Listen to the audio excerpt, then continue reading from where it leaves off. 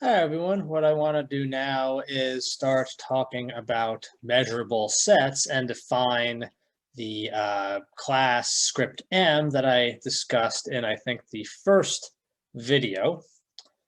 Okay, yeah, the definition of measurability is fairly straightforward. So a subset E of R of the real line is measurable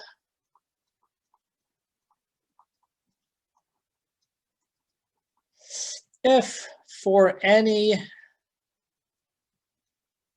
subset A of the real line, we have the following is true. The outer measure of A is given by the outer measure of A intersect E plus the outer measure of A intersect E complement. Okay, so let me kind of explain what this means. Okay, so the way I like to think about this, and the way I was taught actually as a grad student to think about this, is that E cleanly, and I'm actually going to write this down because I think it's important to, to kind of remember, E cleanly cuts every subset A. Okay. Well, what on earth do I mean by that? So let's just draw a picture, and I'll draw a picture in the plane, two-dimensional plane, just because it's a lot easier than trying to draw pictures on the real line. But of course, everything is a subset of the real line. So let's say I have E here, whatever it is. We don't quite, we don't really know what it is. So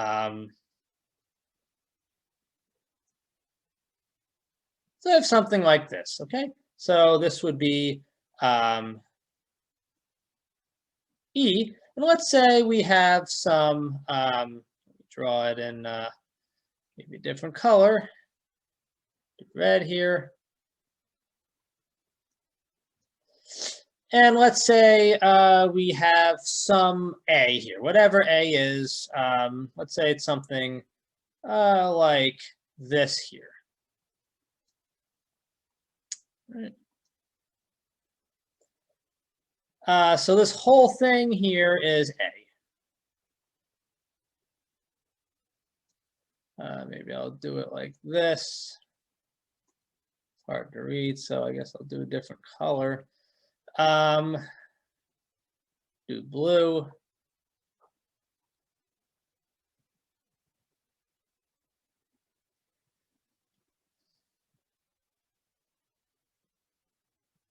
Okay, so what we're saying is that, so clearly we have the following as true.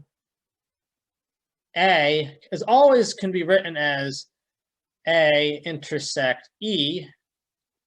So let's say, I guess I'll use yellow for this.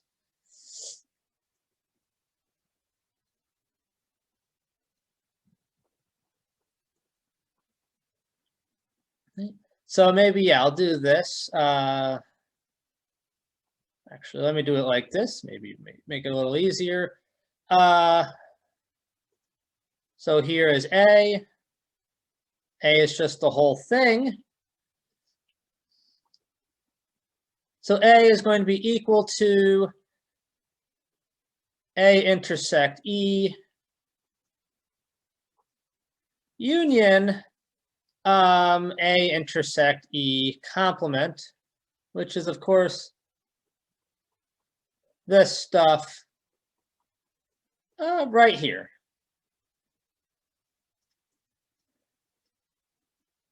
And yeah, so in general here, I'm sick of writing the tilde, so I'm always going to denote the complement of a set in R take away E, as just E with the C on top. So,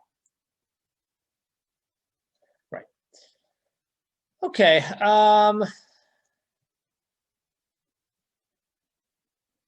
Right. So what does measurability tell you? It tells you that as far as measuring the size of A, we can neatly slice A into two pieces, every A into two pieces. It's going to be and sorry, it is a union, but it's a disjoint union. So right, so we can slice the size of A neatly into two pieces, the yellow piece and the green piece. The yellow piece being A intersect E, which is right here, and the green piece being A intersect E complement. Okay, and we can do this for every single A. Okay, so yeah, that is the idea of measurability. Okay, so right, so we're going to define my script M here. And I did mention it is a sigma algebra containing all open sets. That's going to take a little bit of time to prove. But anyway, so E, the definition is going to be just given by, well, just E such that E is measurable. Okay, so I don't even think this is worthy of a proposition, but because we'll prove something more in a moment. So if E is in script M, and I have anything at all D intersecting E, and this is empty, so let's look at this union here. And as I mentioned in the first video, just graphically, outer measure of the disjoint union of certainly two sets should be the sum of the outer measures. It's not always going to be true, but it is going to be true if one of them is measurable. Why? Okay. Well, let's say this is my A here. Okay, so by measurability, I can write this as M star of A, D, disjoint union E, intersect E, plus M star of D, disjoint union E, intersect E complement. Okay, and again, just using the definition of measurability, M star of A, outer measure of A, outer measure of A intersect E, outer measure of A intersect E complement. Okay. Well, D and E are disjoint, so D disjoint union E intersect E, it has to be E. Okay. Well, it has to be E, and it has to be in either D or E. Well, it can't be in D and it can't be in E together simultaneously, so it's just got to be in E. So this set here is E, and same thing, this set here is D. If it's in the union of D and E and it's not in E, then it has to be in D. I mean, that's pretty trivial. So that's true in general, but this here, because they're disjoint, this whole set here is E. So this is M outer measure of E plus outer measure of D. Okay.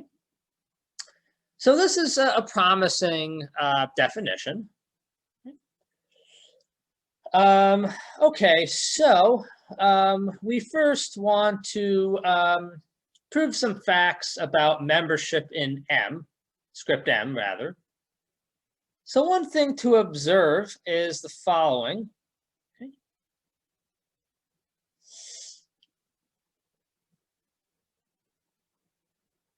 So as I mentioned, you can always write A as A intersect E disjoint union. Doesn't matter right now that it's a disjoint union, but it is. So just for clarity, right. So because you can always write A as this union here, no matter what A and E are, you always have, by countable subadditivity, really finite subadditivity, but yeah, it's going to be less than or equal to m star of A intersect E plus m star of A intersect E complement. So what's the point here? The point here is that you always have half of what you're trying to prove. You always have the left-hand side is less than or equal to the right-hand side.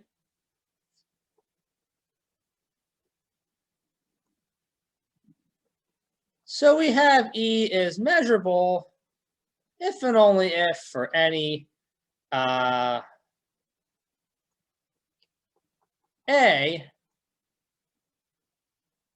we have the other half of the inequalities tree.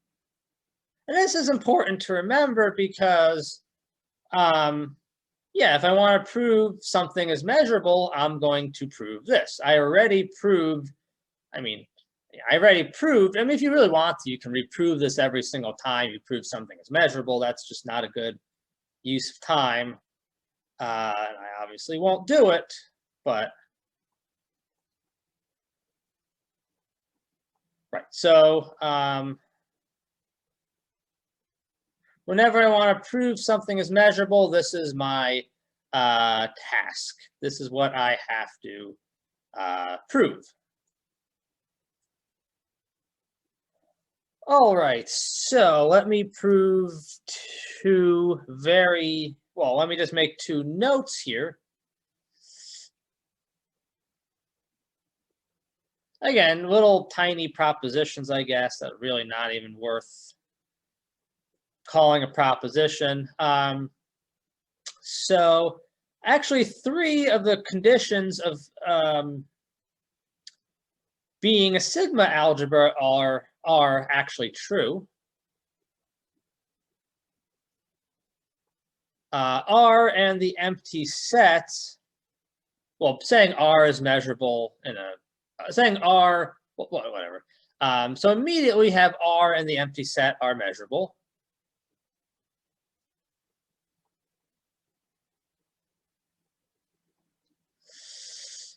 And the reason is very simple. Well, you know, this is trivially true if E equals the real line, because A intersect the real line is A intersect the complement of the real line is the empty set. That has zero measure. So when E is R, all this is saying is m star of A equals m star of A. That's true for any A. Same thing with E being the empty set. This here, A intersect the empty set, is empty, has zero outer measure. A intersect the complement of the empty set is A. So all this here in the pink, lavender, whatever color this is saying the outer measure of A equals the outer measure of A. Okay, so that proves that the real line and the empty set are both measurable. And we have, again, not terribly deep, E measurable is equivalent to E complement measurable. Right? And the reason is very simple. Well, okay, so let me give me a little bit more room here. So let's say instead of E, I have E complement. Okay, so that's E complement. So actually, let me give myself some more room, both spots. Okay, so let's say, yeah, I replace E with E complement. Okay. So let's get rid of this here. So instead of E, I have E complement. And instead of E, I have E complement, complement. Sorry, instead of E, I have E complement. Well, what does that give you? That gives you E complement is measurable if for any A we have the following is true. Well, E complement complement is just E. And that's exactly the same. Yeah. So that's exactly the same definition as E is measurable. So what I have here exactly is the definition of E complement being measurable. Well, it's no different than what I had for the definition of E being measurable. It's instead of, no, it's the outer measure of A intersect E. Complement was on, the right term, but otherwise it's the same. You could add it. Addition is commutative. So that really, yeah, that's not much to that. E is measurable if and only if E complement is measurable. All right, so something a little less trivial, but still pretty easy, is that sets of outer measure, and this is very important to remember. We'll use it quite often. Right, sets of outer measure 0, or sets of measure 0 rather, are measurable. Okay. Yeah, so I mean, I probably should be consistent. I'll probably maybe do both, say R measurable and R in script M. They mean exactly the same. Maybe just to start being consistent. I really like consistency. Yeah.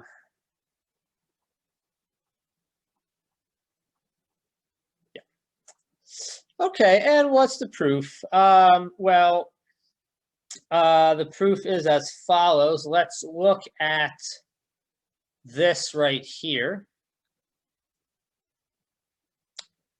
I'm sorry. We don't want to look at, yeah. Well, yeah, so I want to look at this term in the orange here. I want to start off with that. And I should say when you prove measurability, it's not always clear which side you start off with.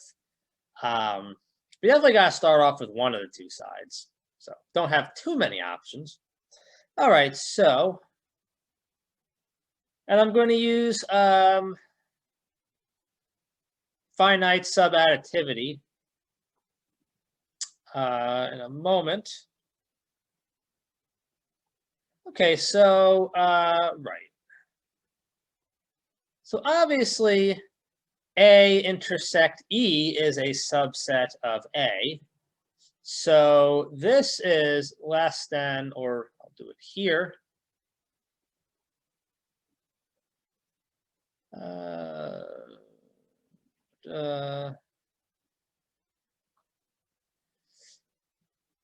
A intersect E is a subset A. So this is less than or equal to M star of A intersect E complement plus M star of A. Okay. Well, we know that one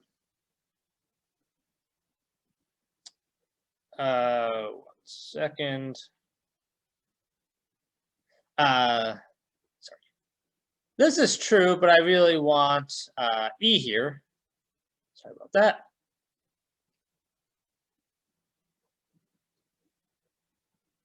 Yeah, what I said is not incorrect. This just doesn't really help us much. So A intersect E is, well, subset of both A and E. In particular, it's a subset of E, so we can use not subadditivity, sorry.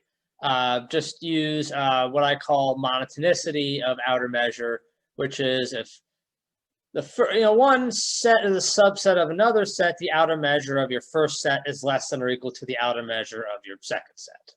Okay. Right, so outer measure is monotone, so outer measure of A intersect E is less than or equal to the outer measure of E. Well, this is equal to 0, so this is equal to A intersect E, because yeah, well, we won't write it, but this is 0, and I don't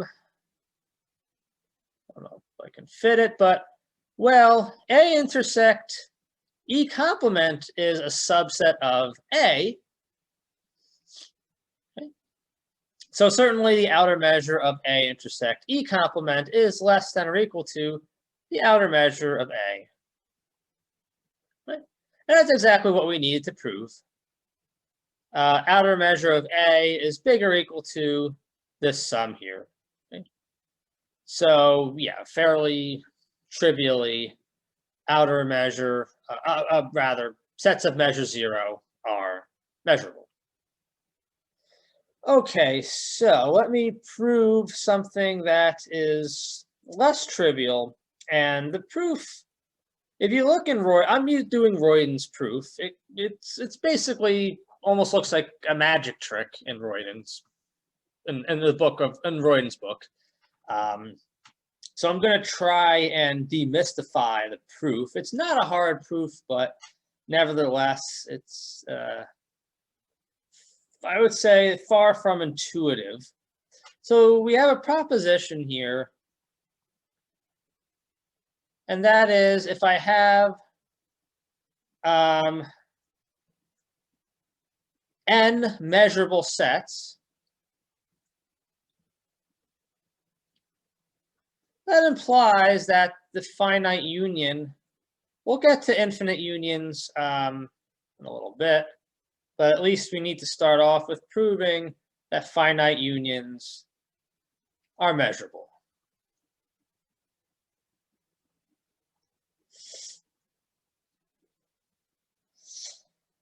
Okay, so by an easy induction, I guess I'll do the induction.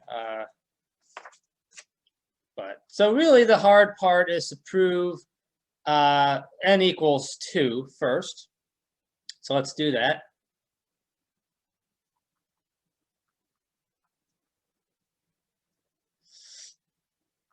Okay, so let me go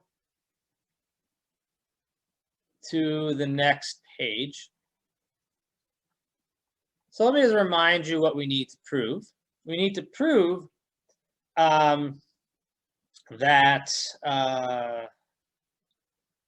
right, so we're looking at just the union of E1 the union of E1 and E2, we want to prove that is measurable. So for any A whatsoever, we need to prove that the outer measure of A is bigger or equal to the outer measure of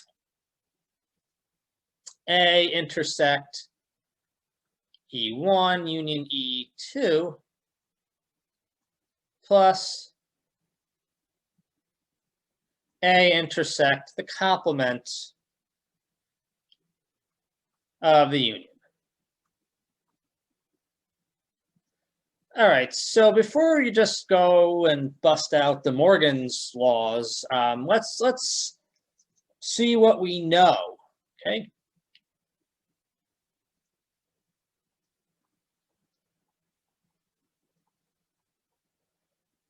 Okay, so what we know is E1 is measurable. So we know that M star of A is M star A intersect E1 plus M star of A intersect E1 complement, right?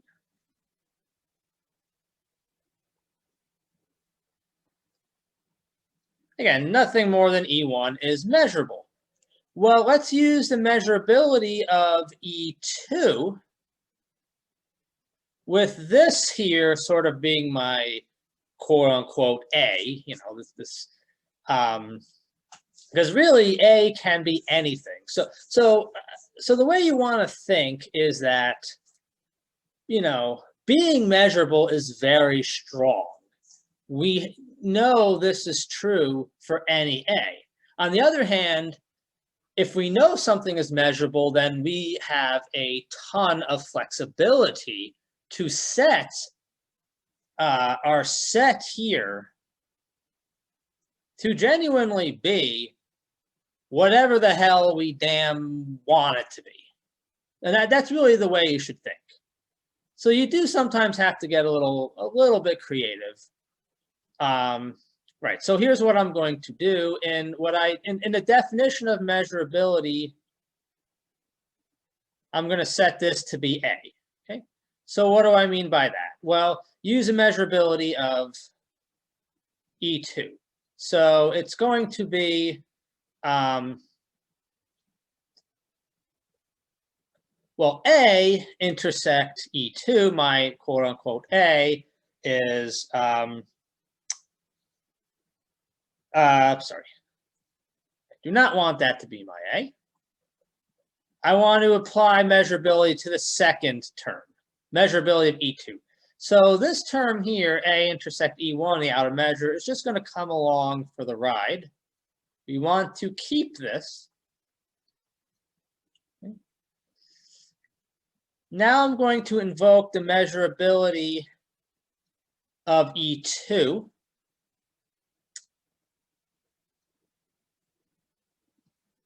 So M star of my quote unquote A intersect E2.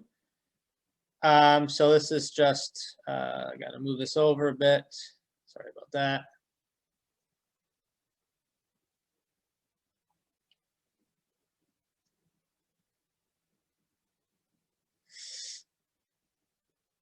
Right. Okay, so yeah, it's A intersect E1 complement intersect E2. Well, it's, outer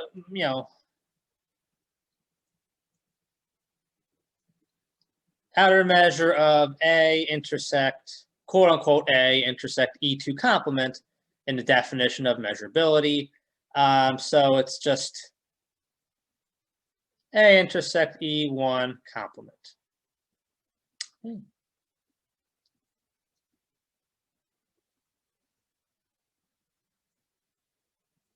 And again, what I mean is that I'm using this definition here with respect to E2, which we know is measurable. And in this definition here, in the pink, my A is what's in the yellow here. A intersect E1. Okay. Sorry, A intersect E1 complement.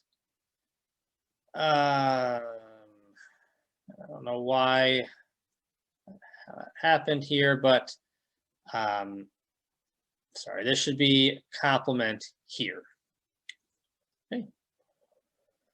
Okay, and yeah, again, this is because E2 is measurable. Yeah, I don't know why I put the C outside, but it's, anyway, it's A intersect E1 complement. Okay, so what we're going to do is we're going to have to somehow connect the stuff I have in the bottom with the stuff on top. Okay, that's really our goal, and we're going to do that by using 299 stuff, set theory, basic set theory stuff. Okay, so yeah, so we're going to use two facts. One of them I'll have you prove as an easy homework.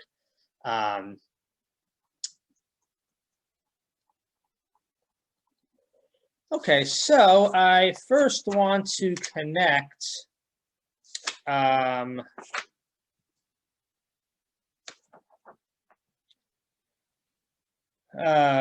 second. Yeah. So I want to connect this set with something up here, and well, we can do that very easily. Just it's literally De Morgan's law.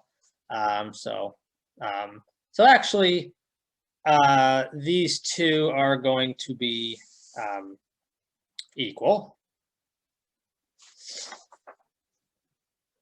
Yeah, so A intersect E1 complement intersect E2 complement is simply, well, kind of obviously, parentheses are associative with intersections. If you have any doubt of that or you forgot about it, just prove it. And this is going to be A intersect E1 union E2 complement. So right, we have A intersect colors here, purple. So this is what exactly what I have here. A intersect E1 union E2 complement. And this is exactly what I have here. Whoops. A intersect E1 complement intersect E2 complement. Okay, so that so at the very least we've connected these two. So now we have to connect these two pieces with this here, and that's a little more funky, but it's really not too bad, and it's not too hard actually if you think about it. All right, so let me just draw a Venn diagram here.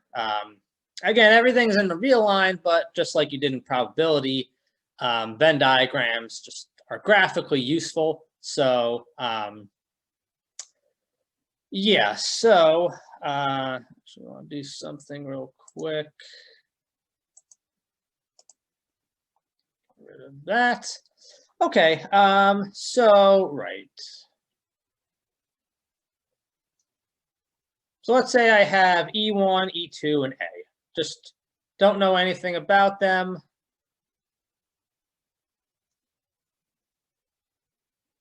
Right. So E1, E2, and A. Okay, so right, so how would I connect A intersect E1 union E2 with A intersect E1 and A intersect E1 complement E2? Well, let's just look at A intersect E1. So I don't know what the, let's not, I'll just do blue here. So obviously A intersect E1 is right here.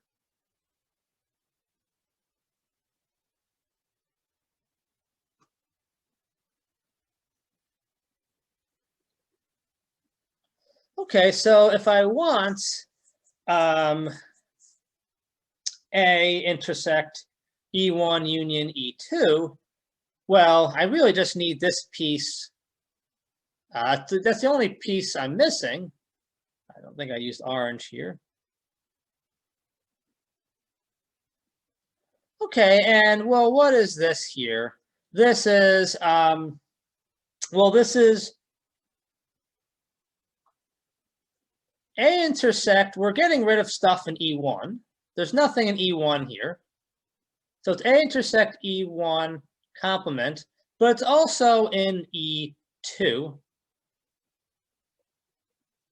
And at least graphically, you can see that you combine these two pieces. Again, you get A intersect E1, A intersect, sorry, E1 union E2. So A intersect E1 union E2 equals, I guess doesn't really matter, but I'll do it anyway. A intersect E1.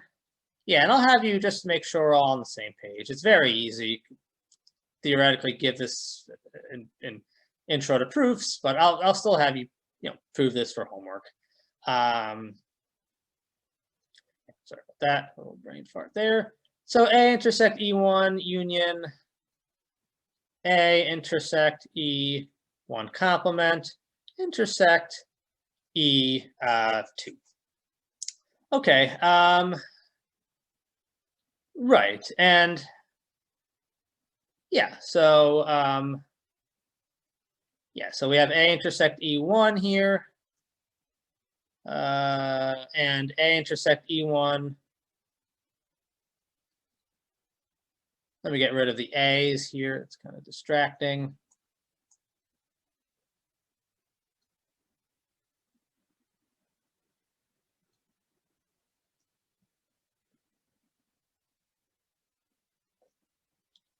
Oops, didn't want to do that. Didn't want to get rid of the complement there. Sorry about that. Right, so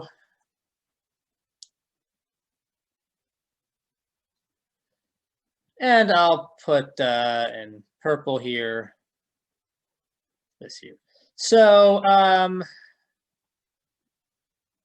yeah, so we've managed to connect all of these pieces together. So now maybe purple's not a good color to do. Yeah,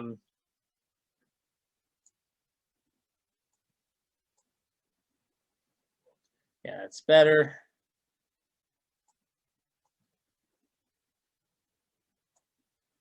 So we've managed to connect all basically pieces together from here and here. Right. So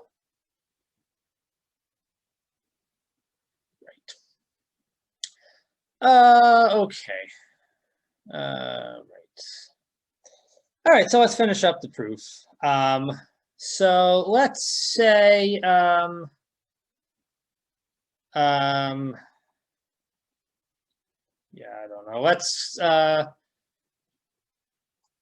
okay, so I want to prove this. So let me call this here RHS for the right-hand side. It's the right-hand side of what I want to prove. So so I don't think it's too wacky to do that.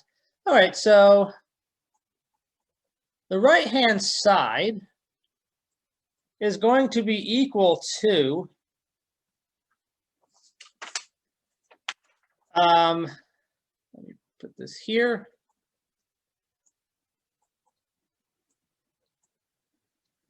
So it's going to be the M star. Well, this here is the union of these two. So it's going to be A intersect E1.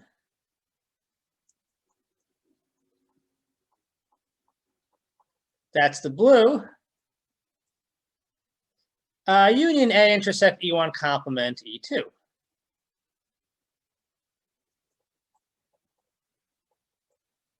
Yeah, E1 complement.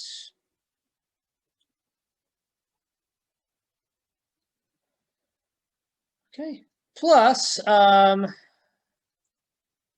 again, this here is going to be equal to the green, just De Morgan's law. So it's A intersect E1 complement intersect E2 complement. Sorry, it's not a, yeah, it's a plus.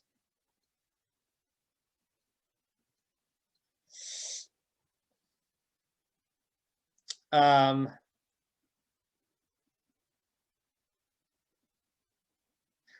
sorry, that A intersect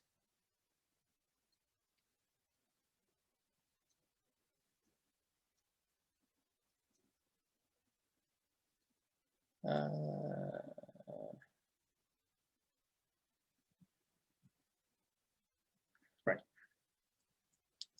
Okay, so now I'm going to use finite subadditivity. I have a union here.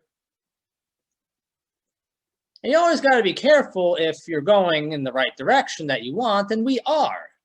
I want this right-hand side to be smaller than something. So it's a good idea to maybe use one of the few inequalities that we know of, which is finite additivity. Okay? So this is less than or equal to M star, and we're basically done here after we do that. So this is finite subadditivity right here. Finite subadditivity plus M star A intersect E1 complement intersect E2. I'll try to squeeze this in here. Probably should use brackets here, but I probably should have used them earlier. But anyway, A intersect E1 complement intersect E2 complement. All right, well, lo and behold, that's exactly what the outer measure of A is equal to. It's the sum of all three of these. A intersect E1 outer measure, right here. A intersect E1 complement intersect E2, that's right here. A intersect E1 complement intersect E2 complement, that's right here.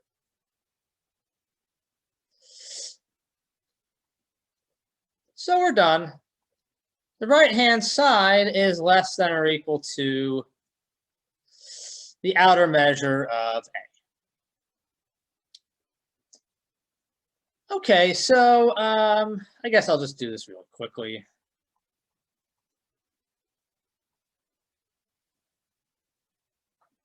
Yeah, so in general,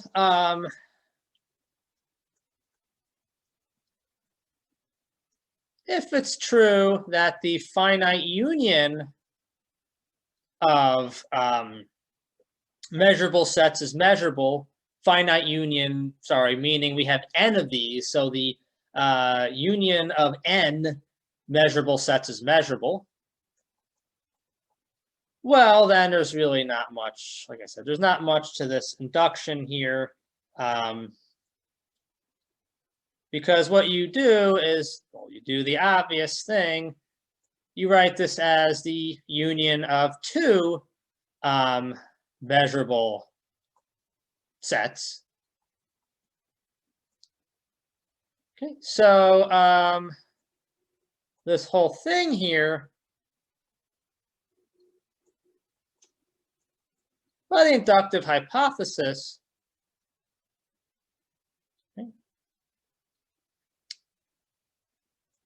well, we're assuming that this is in M, it's measurable. Okay, so we've proved, so usually when you do induction, you start off with n equals 1. Well, that doesn't do anything for us. So no matter how we, no matter what, we need to prove the case of the union of two measurable sets, so that when we do the induction here, if we do this induction, we get this union of two measurable sets. And we just proved that the hard work was that this is measurable. So that takes care of it. This is measurable. Okay. Right. So let me now prove what's called finite additivity. Really kind of stressing that this script M slowly building up these properties that says this is exactly, basically this is what we want. The script M satisfies all the conditions we want from the first video. Okay, so we have a little bit of a lemma here. In the case n equals infinity, I'll leave for a very easy homework. So if we have a finite collection of measurable sets,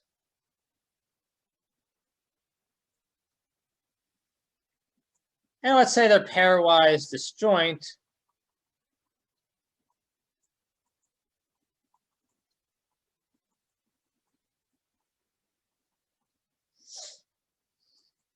Pairwise disjoint meaning if you take EI intersect EJ for I not equal to J, then that is empty. Then for any A, so it's actually a little bit more than additivity in the sense of the first video. Just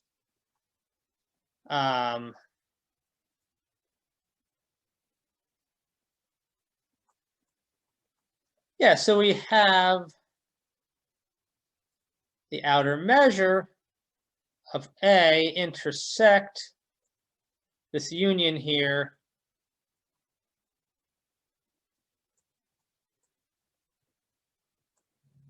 is equal to this sum here. So of course you can write this as a disjoint union. I think it's maybe De Morgan's law or whatever.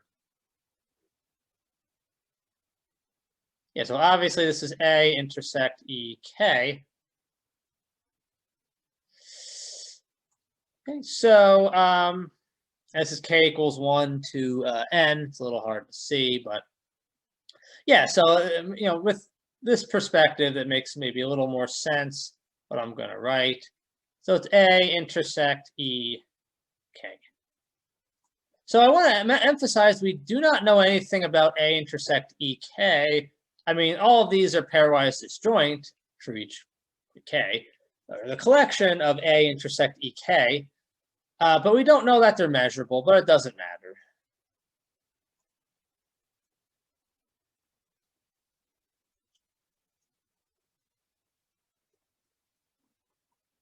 So of particular importance, when A equals R, well, yeah, then all you're left with is finite additivity for measurable disjoint sets, measurable pairwise disjoint sets.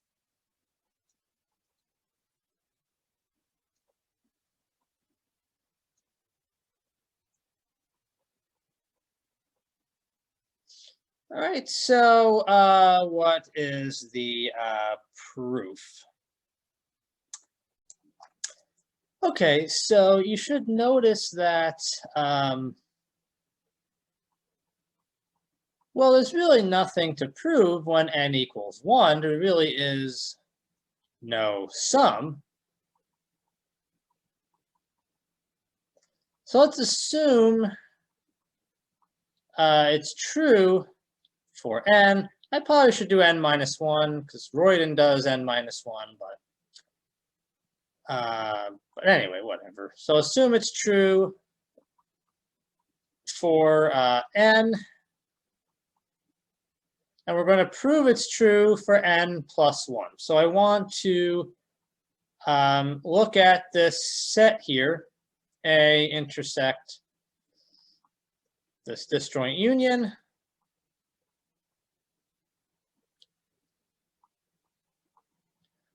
N plus 1. And I'm going to use measurability in particular of En plus 1 in a clever way. So in the definition of measurability, this is going to be my A, and I'll kind of just put it right here. E, quote unquote, is going to be En plus 1. Okay. So it's going to be A, my quote unquote A, just definition of measurability of En plus 1 rather. It's going to be A intersect K equals 1, N plus 1. Again, this is my quote unquote A. Intersect En plus 1.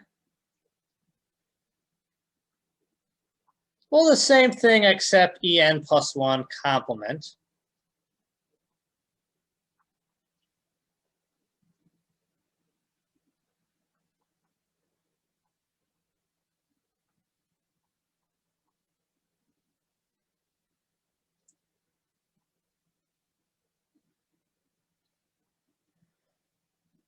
Okay, and again, this is just using the definition of en plus 1 being measurable.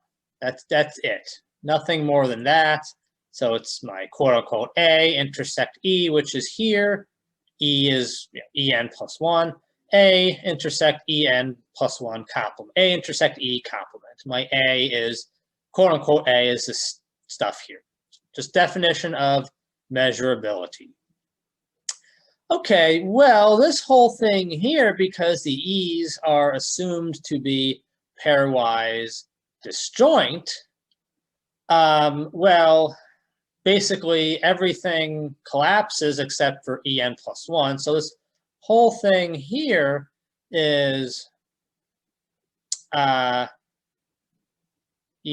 plus 1, and this whole thing here, sorry, it's A intersect en plus 1.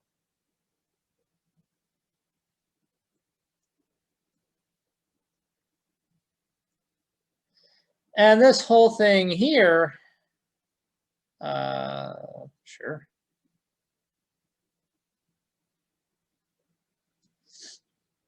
Well, so these are disjoints, so we have to remove, we're looking at everything that's an A and in the union, but it's not an en plus 1. So this is going to be exactly A intersect K equals 1 to n, because it's not in en plus 1. Okay, so we get rid of that from the union here. I mean, that's true actually, disjoint or not, because it's just not going to be, it's just not an en plus 1. So.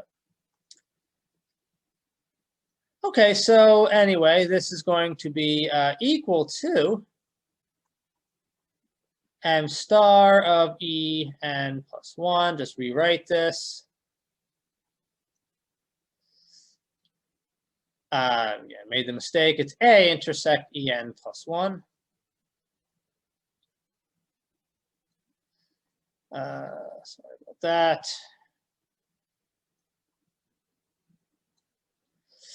A intersect this union here, and now we can use the inductive hypothesis.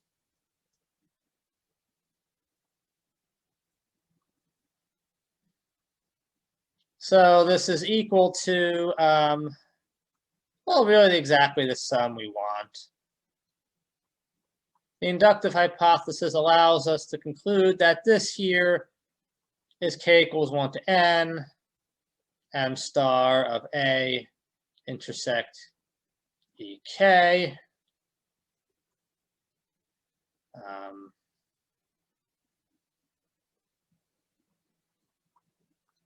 And then finally, this is going to be exactly K equals 1 to n plus 1, m star A intersect E K. So assuming it's true for n, we proved that it's true for n plus 1. And that takes care of the proof.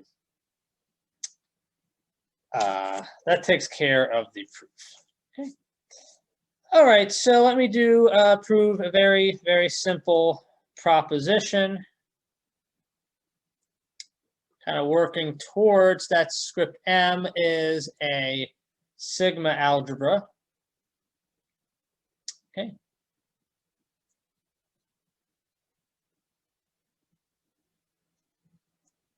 So if each EK for each K is measurable, and so is the finite intersection.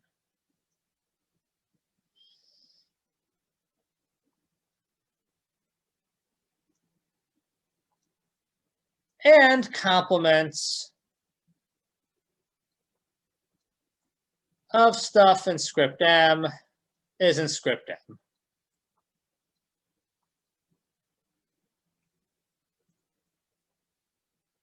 All right, so the proof is pretty straightforward. So you can write this intersection here, kind of do the obvious thing. One, write it somehow as a union. Well, the way you do it is it's a complement of the union of the complements. This is going to be the intersection of the complement of the complements. So it's just the intersection of EKs. And we, as we mentioned, well, EK is measurable if and only if, basically by definition, the complement of EK is measurable. We proved that the union is measurable, finite union. So the complement of the finite union is measurable. So this is measurable. So not much to that. And for 2, well, yeah, do the obvious thing. A take away B. Is A intersect B complement? It's an A, and it's also not in B. Same thing as A take away B.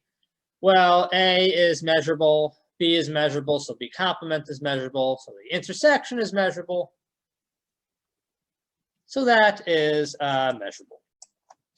Okay, so I want to finally, in this video, prove that the countable union of measurable sets is measurable. And to do that, I need the following, called the disjointification process. That's my own name. That's the way I like to think about it. And I'm going to do it really in 2 steps. The book, Royden and Fitzpatrick, combine it into one, which to me is not nearly as clear. So we have the following lemma. And the lemma says, if I have a countable sequence of measurable subsets of the real line,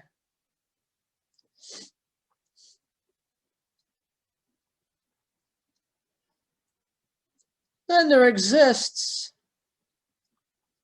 a countable sequence of measurable subsets of a real line.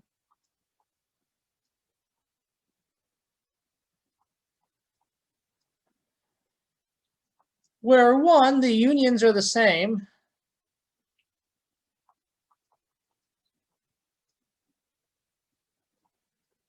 The countable unions are the same. And 2, I should do 2 first. Well, this indicates that these sets are pairwise disjoint. Right.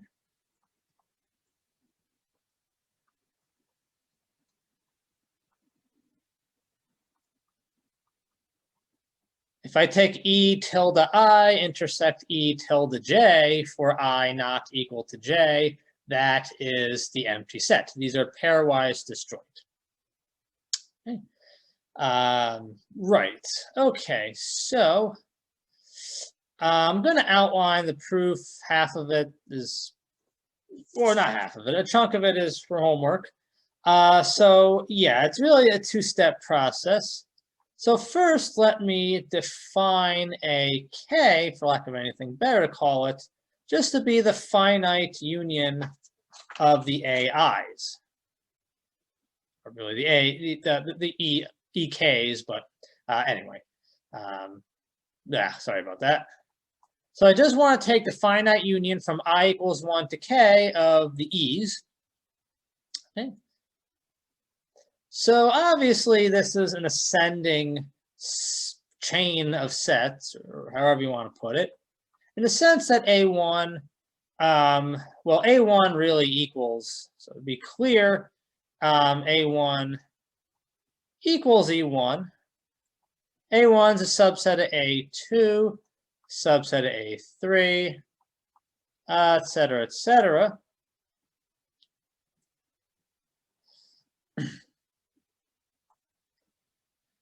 Well, So we've proven that the finite union of measurable sets is measurable. So each AK is measurable. And it's pretty obvious, there's really not all that much to prove, that the unions of, or the union of the EKs is the same as the union of the AKs.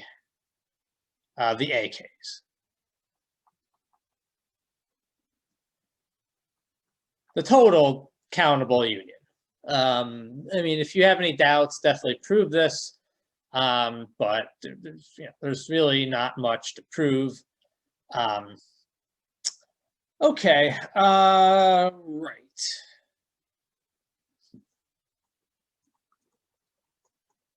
Now let me define E1 tilde to just be A1, which we said is also equal to E1. So E1 tilde is just E1. And for k bigger than 1, ek tilde is going to be ak, take away a, k minus 1. So what are we doing? Let me draw a picture here just to illustrate what's going on here. And just for graphical purposes, let's say the A's are intervals, ascending intervals. And obviously the A's, who knows what they are, but just for graphical purposes, I'm going to draw them as intervals. Okay, so we have the first one. This is red. So this is E1 tilde is A1 is E1. Okay. So let's say I have right here A2.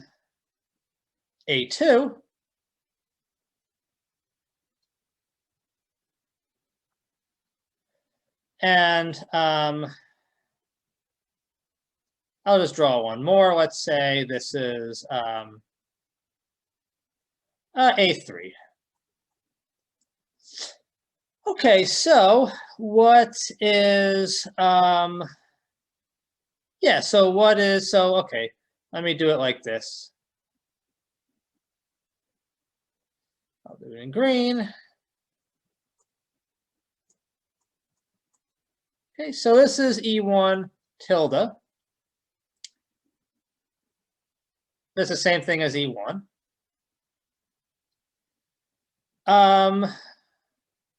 I guess I'll do it in blue. So what's E2 now? E2 is A2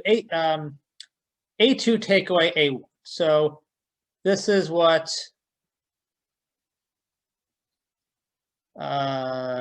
so this is what E2 is.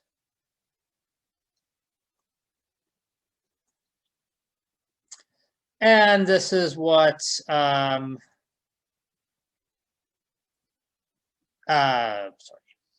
E2 tilde. It's A2 take away A1, which gives you this blue here. So let's look at what E3 tilde is. Well, it's just A3 take away A2, which is, of course, this stuff right here.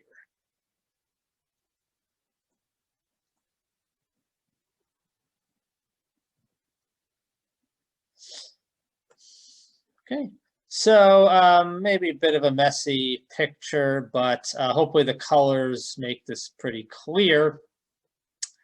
Right, so basically I claim, and this is what you're going to prove this carefully for homework. It's not that bad to do. Let me lower this a bit. Again, the book does this just all in one step, which to me doesn't make a lot of sense. It's not nearly as clear. Right, so you can see pictorially, because the A's are increasing, that the union of the A's are going to be the union of the EK tildes. Okay. And this is in general always going to be true as long as we have sets A that are increasing. It doesn't matter what these are. As long as they're increasing, we can always do this procedure to get that. And I should make, it's pretty clear, I think. I mean, you technically should prove it.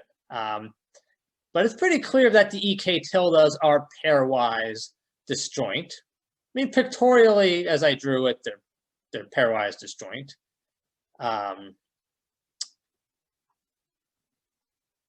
So homework is that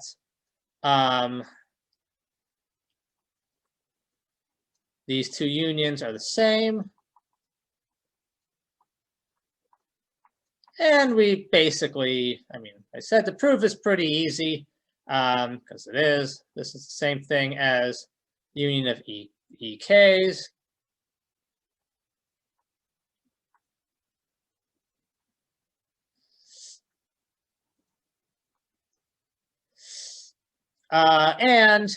These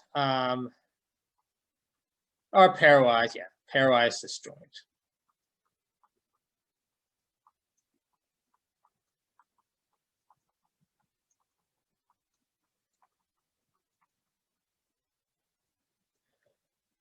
Okay, last but not least, so each of the AKs is measurable, and we prove that we can take differences, set differences of measurable sets to be measurable, so that this is measurable for each K. Okay. Certainly A1 equals E1 equals E tilde 1 is measurable, so yeah, that takes care of the proof, except for this homework. Okay, right, so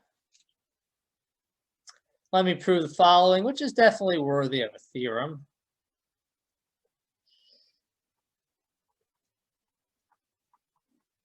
So if the EKs are measurable, and so is its countable union.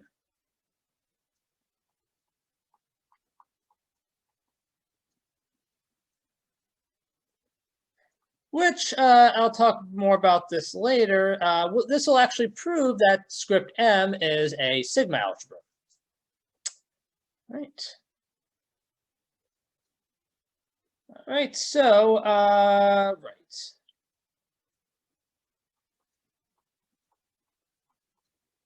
So by this disjointification process, there exists EK tilde, measurable, and pairwise disjoint, where the unions are the same.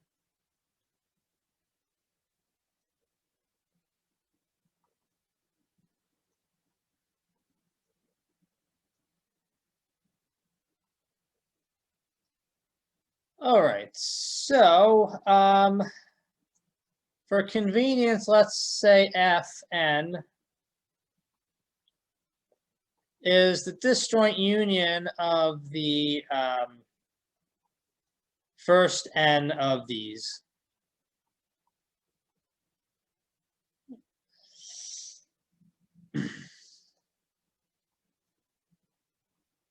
And let's give the union a name. Let's say it's E. So that's going to be the union of, so I should say, yeah, this is definitely going to be measurable because the EK tildes are measurable.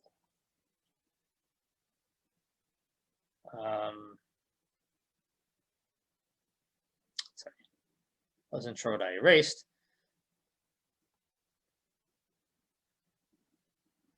Okay, so right, so what are we going to do? We're going to use measurability of Fn. Okay. So right, our task is to prove that the outer measure of A is bigger or equal to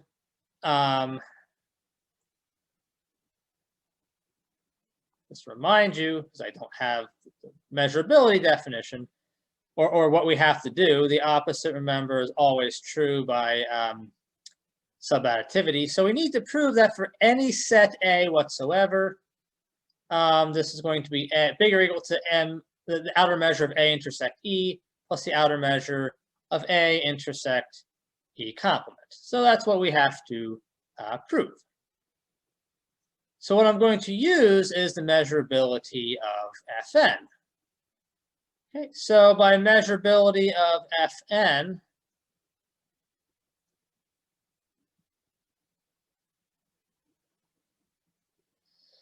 I know that this is going to be A intersect Fn plus A intersect Fn complement. Now, let me get rid of this here. So pretty clearly, this is a subset of the union here, the infinite union. So it's a subset of E. Okay. This union here is obviously a subset of this infinite union here. That's pretty trivial. And this equals E. So each Fn is a subset of E. Okay. And not that you probably need reminding, but this is in script M. Okay, but we know what this is. We proved right, so sorry, before I do that, I want to use subadditivity. So this is bigger or equal to the outer measure of A intersect Fn plus the outer measure of A intersect E complement. Because, well, as I said, each Fn is a subset of E. So that means E complement is a subset of Fn complement. So I'm using subadditivity for this one here. This one here in green is less than or equal to this one here.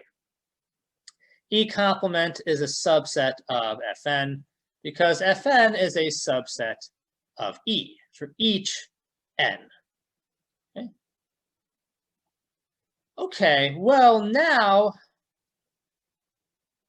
these are disjoint, and I know what the outer measure of A union the finite I know what the outer measure of A intersect the finite union of disjoint, pairwise disjoint measurable sets are. It's just the sum of the outer measures. We just proved that.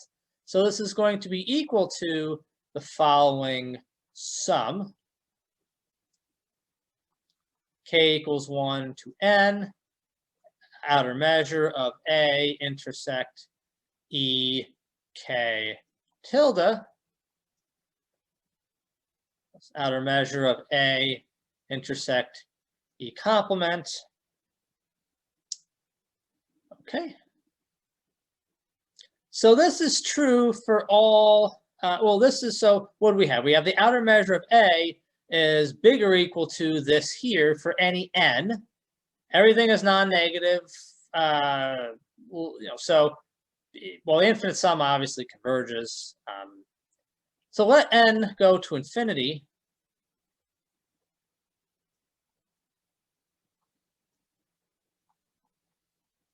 So this gives m star of A is bigger or equal to this infinite sum here.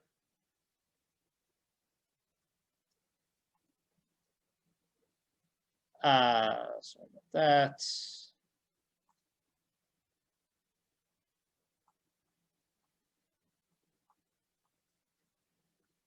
And we're basically done here, if you think about it. Right, so, right, so this is going to be bigger or equal to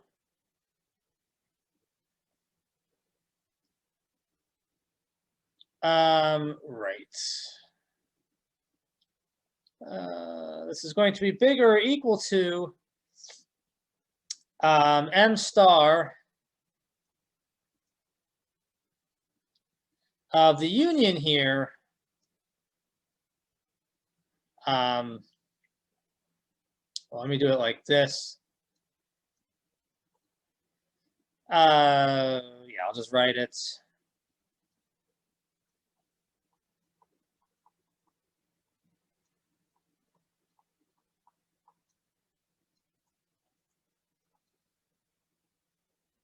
Whoops, A intersect E complement. I get that a little neater. Sorry about that. Move this over a bit.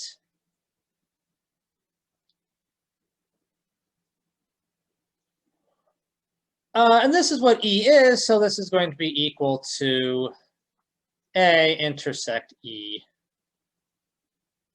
Okay, so let me prove this here, because you might think this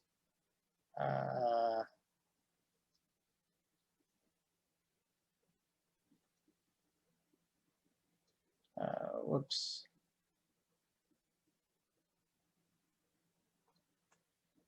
Right, so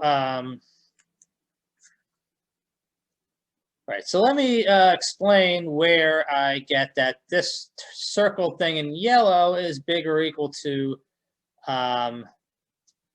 what I'm circling now in yellow.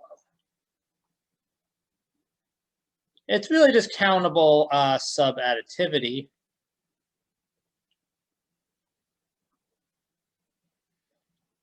Right. It's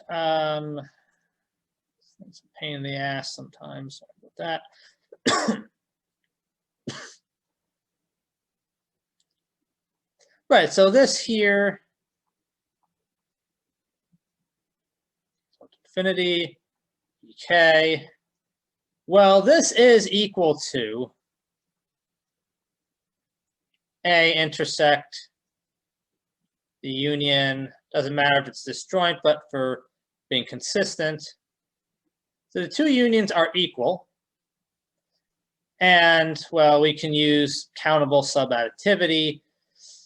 First, let me write it as star of the following union.